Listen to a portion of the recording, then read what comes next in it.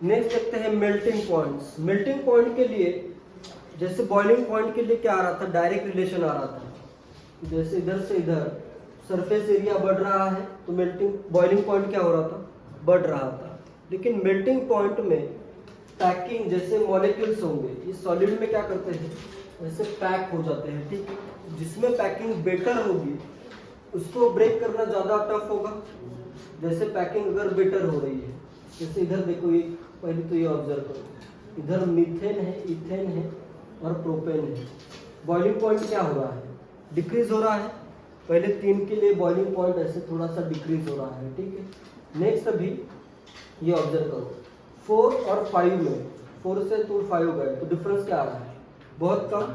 फिर 5 से 6 डिफरेंस बहुत ज़्यादा, 6 से 7 डिफरेंस बहुत कम, 7 से 8 डिफरेंस बहुत ज़्यादा, 8 से 9 डिफरेंस बहुत कम, 9 से 10 डिफरेंस बहुत ज़्यादा हो रहा है इससे।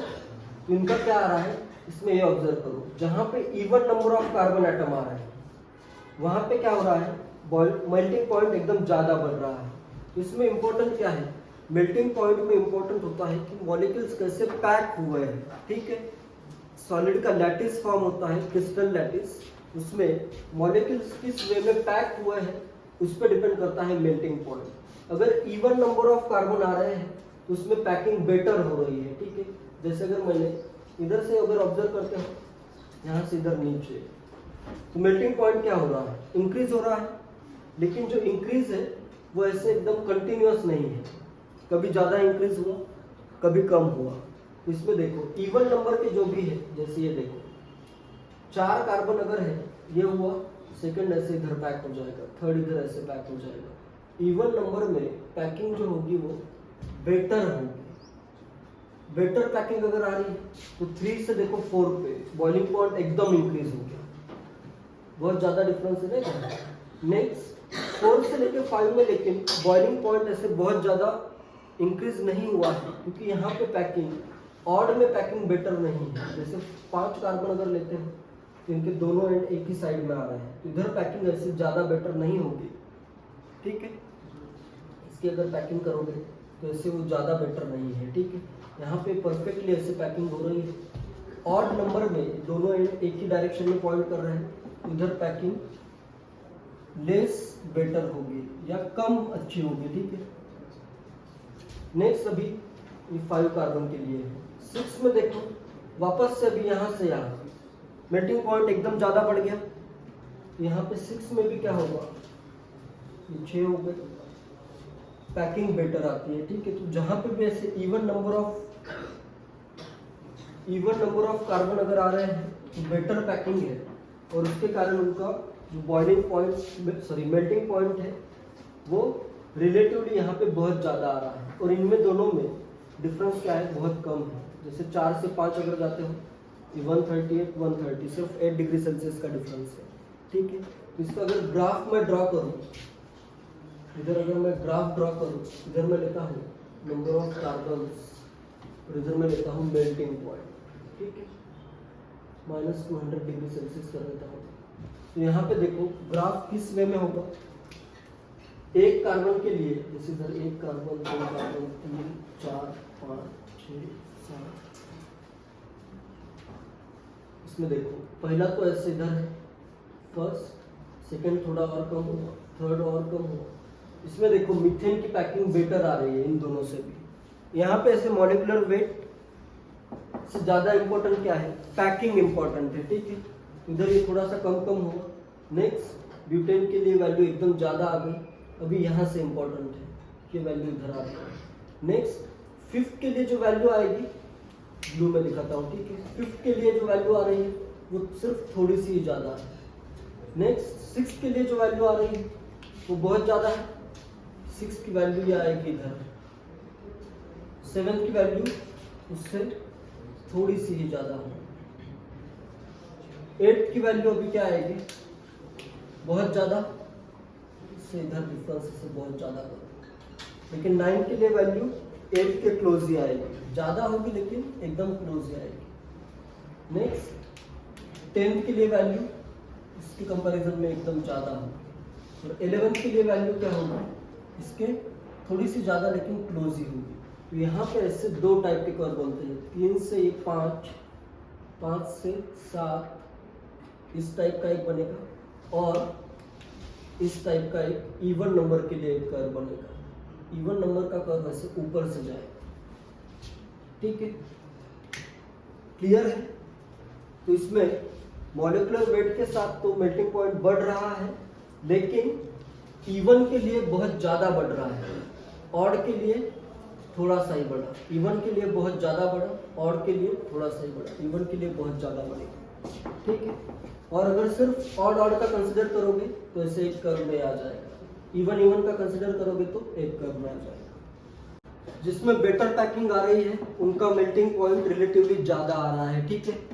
नेक्स्ट, जैसे ये कंपाउंड्स देखो, अभी इसमें डायरेक्टली तुम ब्रांचिंग से बॉइलिंग पॉइंट कंपेयर कर सकते हो, लेकिन ब्रांचिंग से मेल्टिंग पॉइंट कंपेयर नहीं कर सकते हो।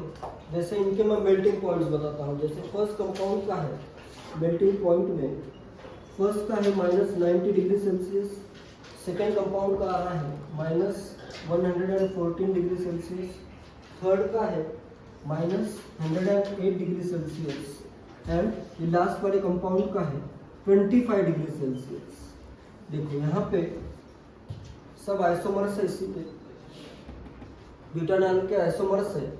टर्शियरी ब्यूटानॉल का मेल्टिंग पॉइंट बहुत ज़्यादा आ रहा है इनके कंपैरिजन में। तो यहाँ पे ऐसे तुम डायरेक्टली प्रेडिक्ट नहीं कर सकते हो, ठीक है।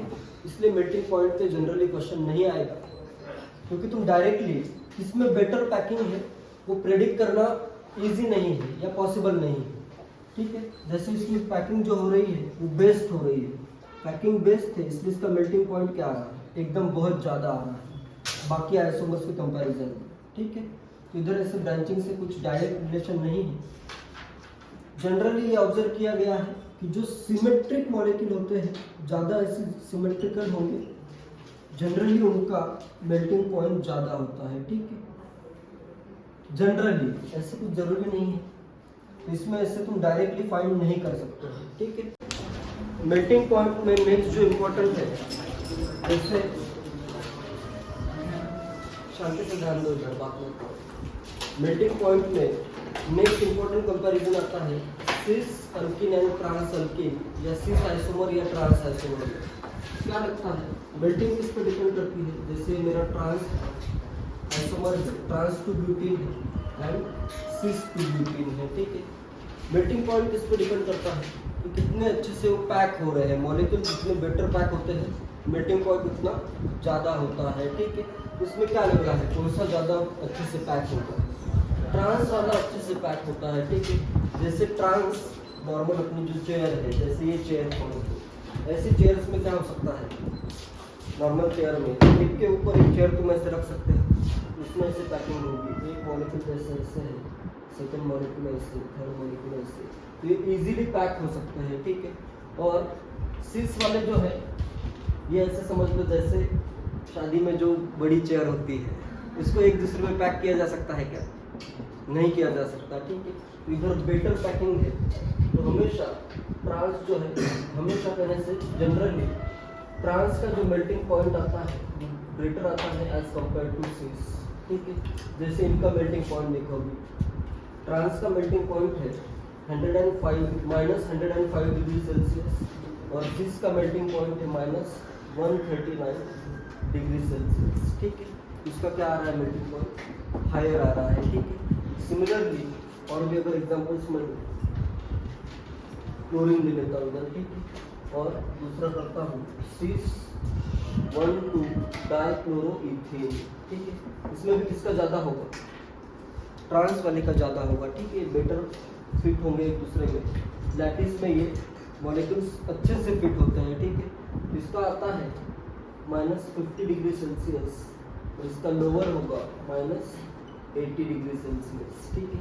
और थर्ड, अगर मैं यहाँ पे ब्रोमीन भी अगर लूँ, अगर मैं लेता हूँ ब्रोमीन और ब्रोमीन, ठीक है, ट्रांस है, इधर मैं करता हूँ सिस में 2 ब्रोमीन, इसमें भी क्या होगा, ट्रांस का जो मेल्टिंग पॉइंट है वो हायर होगा, ठीक है।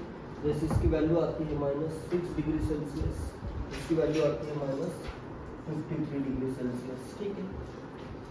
यहाँ से कंक्लूजन क्या निकला कि हमेशा ट्रांस आइसोमर अगर है तो इसका मेल्टिंग पॉइंट हायर होगा। ठीक है।